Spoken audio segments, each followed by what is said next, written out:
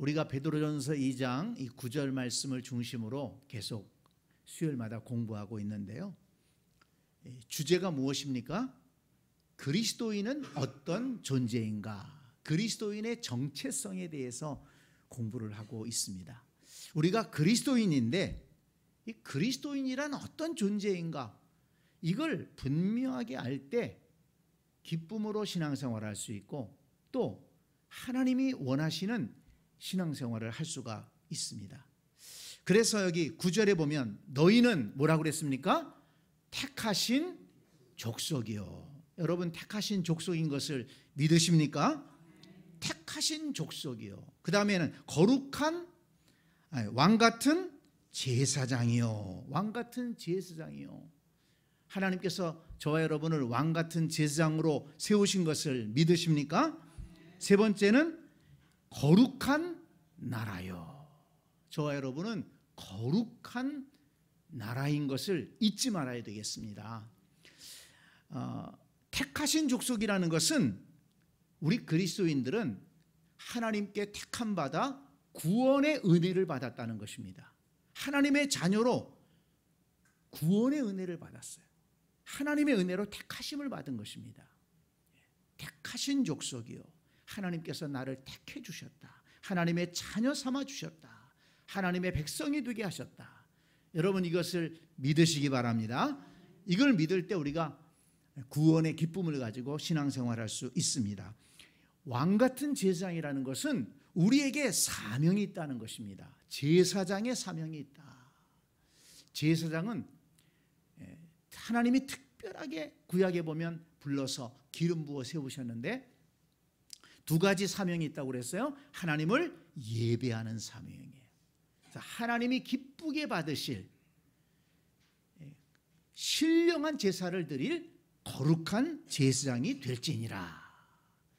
저와 여러분은 하나님 앞에 예배하는 특권을 가진 자들이고 예배하도록 부르심을 받은 자들입니다.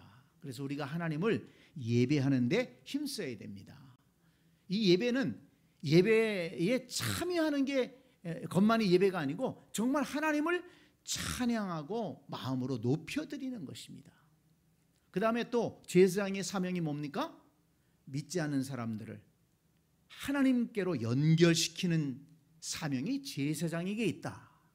죄인들을 데리고 하나님께로 나아가서 하나님과 화목시키는 사명이 제사장에게 있는 것이죠. 그래서 우리 그리스도인들에게 제사장의 사명이 있다는 것은 믿지 않는 영혼들을 하나님께로 인도해서 구원받게 하고 하나님의 은혜를 받게 하는 것이 바로 이 제사장의 사명이다 하는 것입니다. 그 다음에 거룩한 나라. 거룩한 나라는 지난 수요일 날 우리가 공부를 했는데 구별된 삶을 살아야 되는 존재다. 그리스도인은 구별된 삶을 살아야 하는 존재다.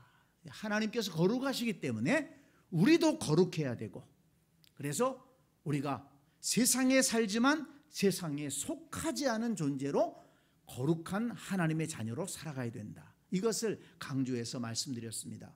복습한 거예요. 너희는 택하신 족속이요 왕같은 제사장이요 거룩한 나라요. 택하신 족속이라는 것은 하나님께 택함 받아 구원받은 백성이 됐다는 것이고 왕같은 제사장이라는 것은 우리에게 하나님이 거룩한 사명을 주셨다는 것이고 또 거룩한 나라는 구별된 삶을 살아야 된다 하는 것을 말씀해 준 것입니다. 여러분 이것을 잊지 마시기 바랍니다. 이런 그리스도인으로 살아가야 될 줄 믿습니다. 자, 오늘은 네 번째 그의 소유가 된 백성이니 그리스도인은 하나님에게 소유됐다는 것, 소유가 된 백성이라는 것입니다. 하나님의 소유가 되었다. 자, 그것을 오늘 공부하도록 하겠습니다. 성경 말씀에 보니까 하나님은 이스라엘 백성을 구별해서 자기 소유로 삼으셨다는 말씀을 하고 있습니다. 하나님께서 이스라엘 백성을 구별해서 자기 소유로 삼으셨다. 레위기 20장 26절에 보니까 너희는 나에게 거룩할지어다. 이는 나 여호와가 거룩하고 내가 또 너희를 나의 소유로 삼으려고 너희를 만민 중에서 구별하였음이니라. 이렇게 말씀했습니다. 하나님께서 소유로 삼으시려고 만민 중에서 구별하셨다. 열왕기상 8장 51절을 보니까 그들은 주께서 철풀무 같은 애굽에서 인도하여 내신 주의 백성, 주의 소유가 됨이니이다. 애굽에서 건져내셔서 주의 소유를 삼으셨다는 거예요. 바로 왕의 소유에서 이제는 하나님의 소유가 되었다는 것입니다. 시편 135편 3절에 보니까 여호와를 찬송하라. 여호와는 선하시며 그의 이름이 아름다우니 그의 이름을 찬양하라. 하나님께서 자기를 위하여 야곱 곧 이스라엘을 자기의 특별한 소유로 택하셨음이로다. 이스라엘을 특별한 소유로 택하셨다. 이렇게 말씀하셨습니다. 하나님께서 이스라엘을 구별하여서 택하셔서 자기 소유로 삼으셨다. 이것이 신약에 오면 그리스도인들을 가리키는 것 아니겠습니까?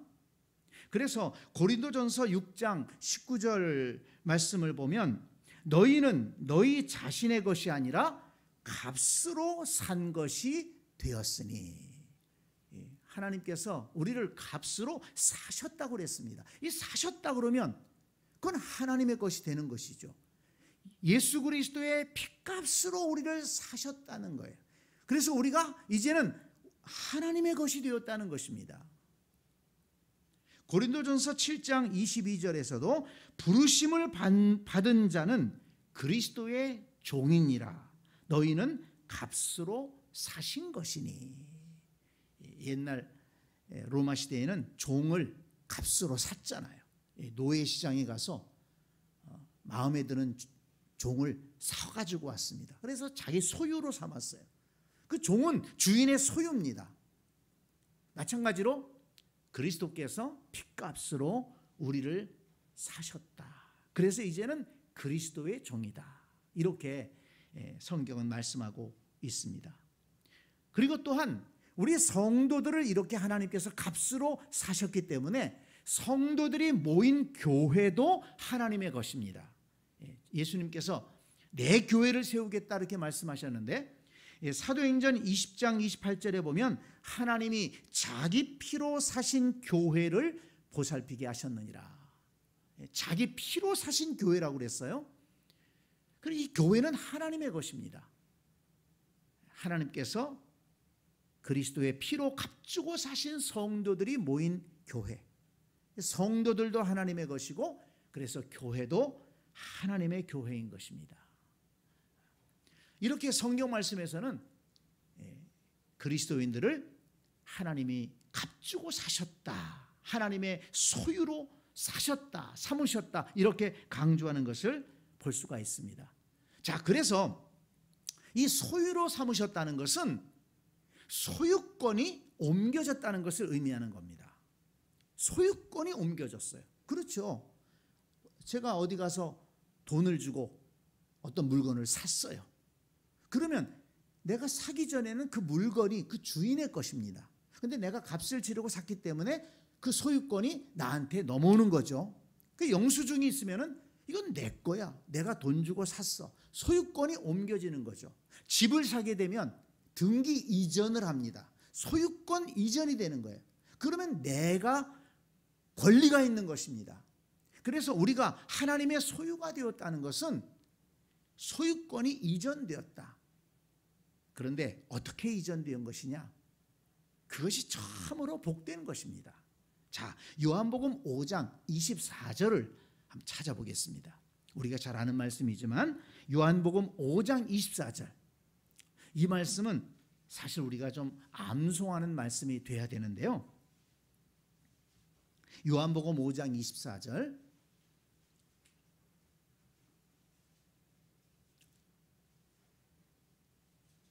자, 찾으셨으면 같이 읽어보겠습니다. 내가 진실로 진실로 너희에게 이르노니 내 말을 듣고 또 나 보내신 이를 믿는 자는 영생을 얻었고 심판에 이르지 아니하나니 사망에서 생명으로 옮겼느니라. 옮겼느니라.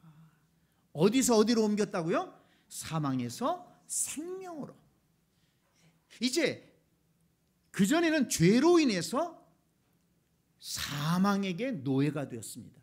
사망에게 종로로 살 수밖에 없었고 사망의 지배를 받았습니다. 그런데 이제는 예수 그리스도를 믿음으로 우리가 죄 사함을 받아서 이제는 생명으로 옮겨졌어요. 이제 우리의 호적이 옮겨졌습니다.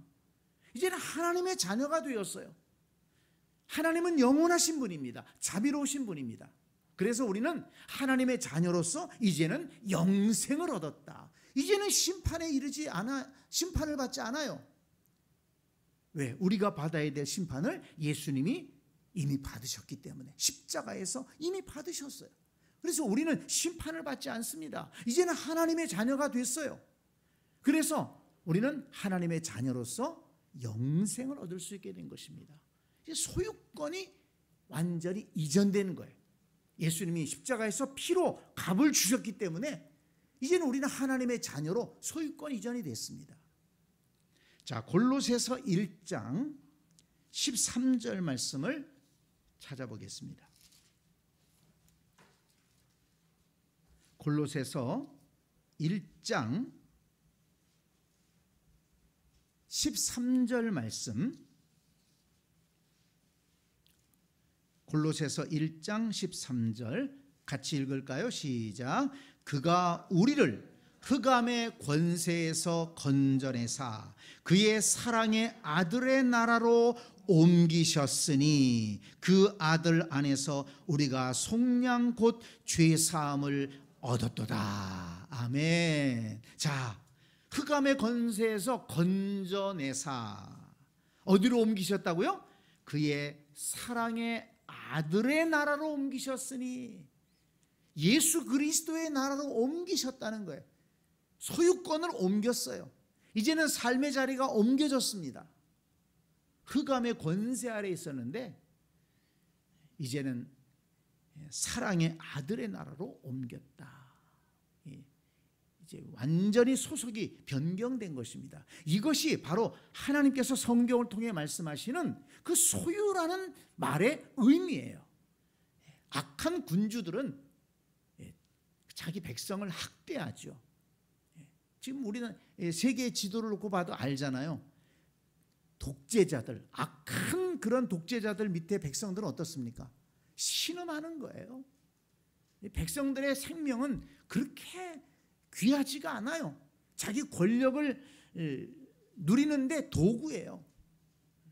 그렇지만 선한 지도자들은 백성들의 삶을 어떻게 하면 낫게 할까? 나라가 얼마나 어떻게 하면 잘 되게 할 수 있을까? 이걸 생각하잖아요. 근데 하나님은 사랑의 하나님이시고 선하신 하나님이시고 은혜로우신 하나님이시고 그래서 이제 우리가 하나님의 소유가 되었다는 것은 이것은 우리가 진정으로 복받은 것이고 이제 우리가 하나님의 은혜 속에 살아갈 수 있게 되었다는 것을 말하는 것입니다. 자, 그래서 하나님은 자기 소유가 된 백성들을 어떻게 하시는가? 성경 말씀을 통해 우리 한번 보겠습니다. 자, 우리가 잘 아는 말씀이죠. 이사야서 43장 1절을 한번 찾아보겠습니다. 이사야서 43장 1절.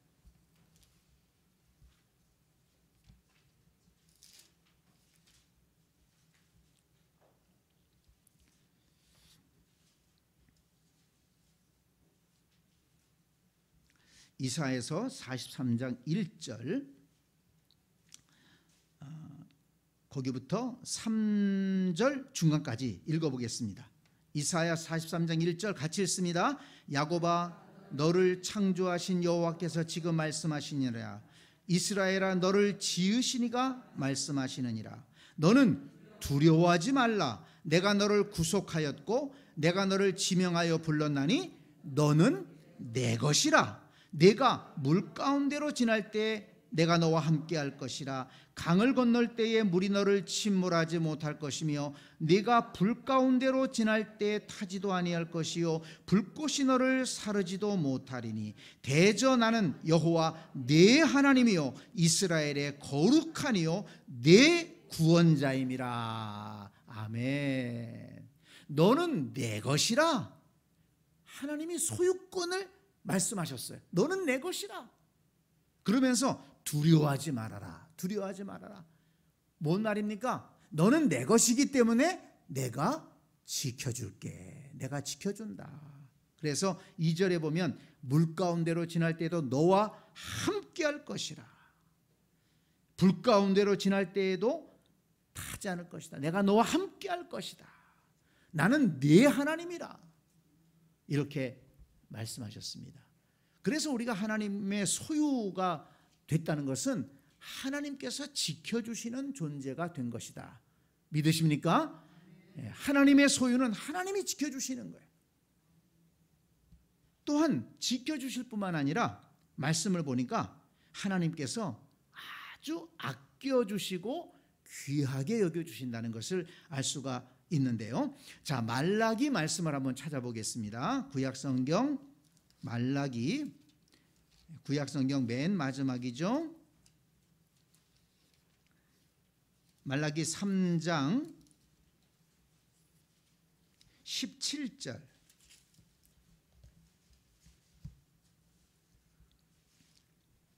말라기 3장 17절, 18절 두 절을 같이 읽겠습니다. 시작. 만군의 여호와가 이르노라. 나는 내가 정한 날에 그들을 나의 특별한 소유로 삼을 것이요 또 사람이 자기를 섬기는 이들을 아낌같이 내가 그들을 아끼리니 그때 너희가 돌아와서 의인과 악인을 분별하고 하나님을 섬기는 자와 섬기지 아니하는 자를 분별하리라. 아멘. 자, 여기 17절에 보니까 나의 특별한 소유로 삼을 것이요 또 사람이 자기를 섬기는 아들을 아낌같이 내가 그들을 아끼리니. 하나님께서 특별한 소유로 삼으시고 아껴주신다. 이렇게 말씀하고 있습니다. 하나님께서 돌보신다는 것입니다. 그래서 로마서 8장 31절에 보면 바울은 이렇게 얘기하죠. 그런즉 이 일에 대하여 우리가 무슨 말을 하리요? 만일 하나님이 우리를 위하시면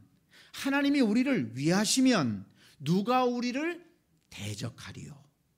자기 아들을 아끼지 아니하시고 우리 모든 사람을 위하여 내주시니가 어찌 그 아들과 함께 모든 것을 우리에게 주시지 아니하시겠느냐. 아멘. 하나님께서 아들을 아끼지 아니하시고 우리에게 주셨는데 그렇다면 우리에게 더 얼마나 큰 것을 주시겠느냐. 모든 것을 아끼지 아니하시고 주시겠다. 이렇게 말씀하셨습니다.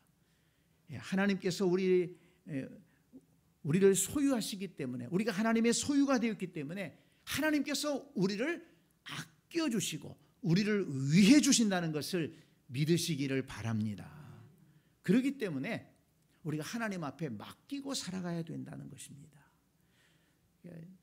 사람들이 걱정하고 고민하고 이 걱정병에 걸리는 것이 뭐냐면 다 내가 계획하고 내가 생각하고 그리고 그대로만 되기를 바라는 거예요. 그대로 안 되니까 속상하고 안 될까 봐 걱정하고 그리고 또 세상 것과 비교해서 그게 또 안 되면은 그냥 낙심되고 그리고 이 좌절감을 갖게 되고 열등감을 갖게 되고 그래요. 근데 여러분 이 말씀을 보면 그게 잘못됐다는 것을 알 수 있잖아요. 그건 성경적인 삶이 아닙니다. 우리는 하나님의 소유가 되었습니다. 하나님의 자녀가 되었습니다. 존귀한 하나님의 자녀라는 거예요. 그래서 하나님께서 지켜주시고 하나님께서 돌봐주신다는 것입니다. 하나님께서 최선의 길로 인도해 주실 줄 믿습니다. 한번 따라서 합니다. 하나님께서 최선의 길로 인도해 주실 것이다. 믿으십니까? 믿으시기 바랍니다. 안 믿는 분들이 많아요. 안 믿어질 때가 많아요. 왜? 내 생각이 있는데 이렇게 하면 잘 될 것 같고 이게 옳은 것 같고 그래야 될 것 같거든요. 그러니까 걱정이 되고 낙심되고 그게 안 될 때는 속상하고 남들은 잘 되는 것 같은데 나는 안 되는 것 같고. 여러분, 나보다 더 잘 아시는 하나님께서 최선의 길로 인도하신다는 것을 믿으시기 바랍니다. 그리고 하나님께서 인도하시는 대로 감사하면서 살면 그곳이 행복한 것이고 거기에 기쁨이 있고 거기에서 하나님이 영광을 받으시는 것입니다. 네. 하나님께서 우리 자녀들도 우리보다 우리 자녀들을 더 잘 아세요. 하나님께서 우리 자녀를 지으셨습니다. 믿으십니까? 그래서 하나님께서 우리 자녀들의 앞길도 은혜로 인도해 주실 줄 믿습니다. 최선의 길로 인도해 주실 줄 믿습니다. 그래서 내 뜻대로 우리 자녀가 이렇게 되기를 바랍니다라고 기도하지 말고 하나님께서 가장 선한 길로 인도해 주시옵소서. 정말 우리 자녀를 위해서 정말 애타게 기도해야 될 것은 뭐냐면 믿음 안에 서기 위해서, 구원받는 자녀가 되기 위해서, 하나님을 예배하고 하나님의 은혜 아래 살기 위해서 정말 애타게 기도해야 됩니다. 그렇지만 하나님의 인도하심을 위해서 기도할 때에는 평안한 마음을 가지고 기도해야 돼요. 왜? 하나님께서 그들의 앞길을 아시고 인도해 주실 것이기 때문에. 그러니까 내가 생각한 대로 되게 해달라고 그렇게 기도하지 말고 하나님께서 가장 좋은 길로 인도해 주옵소서. 그래서 우리 자녀들이 복되게 살아가고 기쁘게 살아가고 행복하게 살아갈 수 있도록 하나님께서 최선의 길로 인도해 주옵소서. 이렇게 기도해야지 그들이 행복한 삶을 살아갈 수가 있는 거예요. 하나님께서 자기 소유로 삼으신 백성은 이렇게 하나님이 지키시고 하나님께서 아껴주신다. 여러분 믿으시기 바랍니다. 뿐만 아니라 제가 그 처음에 우리는 택함 받은 백성이요, 그 말씀을 배울 때, 공부할 때 우리가 나눴습니다마는 정말 중요한 게 있습니다. 이제 소유권이 옮겨졌기 때문에 로마서 8장 17절을 우리 찾아보겠습니다. 로마서 8장 17절. 이 소유권이 옮겨졌다는 것이 어떤 의미가 있는지 우리에게 큰 소망이 있습니다. 로마서 8장 17절.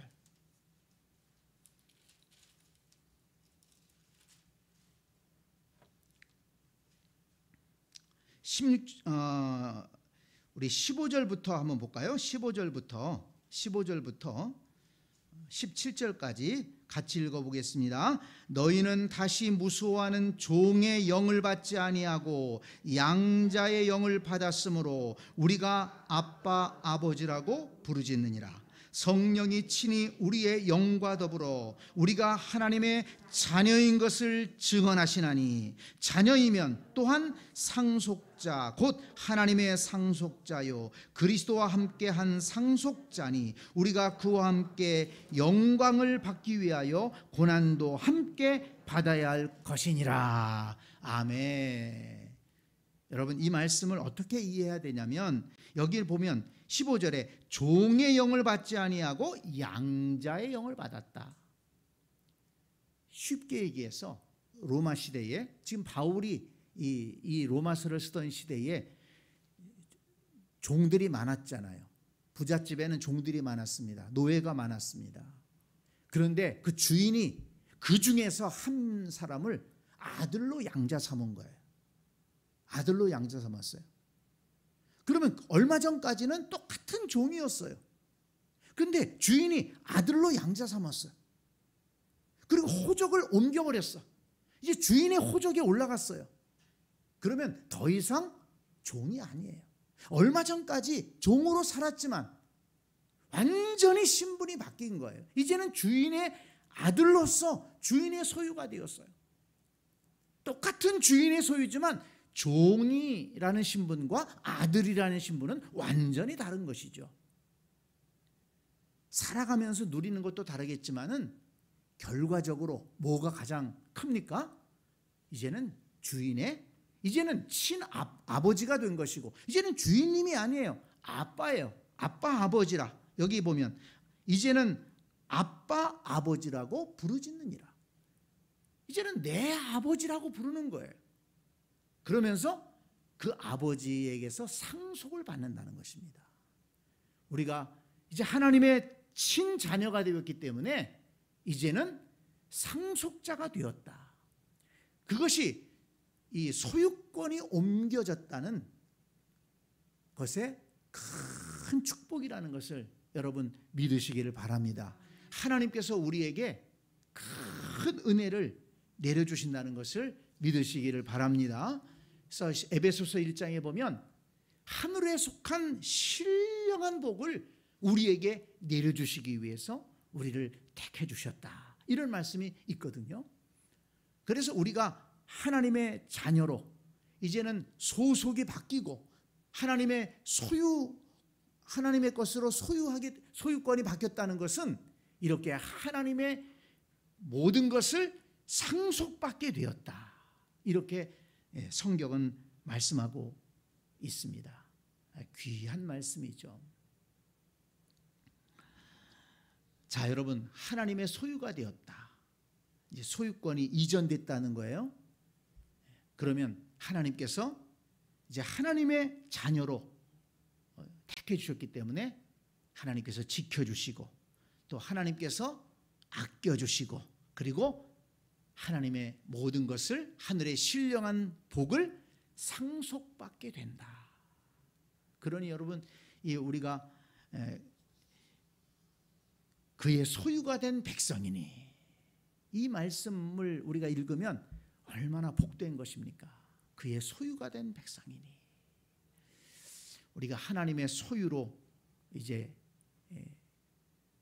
이전되었기 때문에 하나님께서 지키시고 하나님께서 돌보시고 하나님께서 하늘의 신령한 복을 상속받게 하신다는 이 사실을 믿고 여러분 감사함으로 신앙생활 하시기 바랍니다.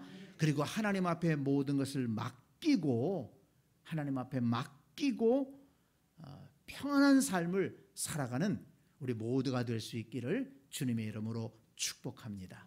아멘.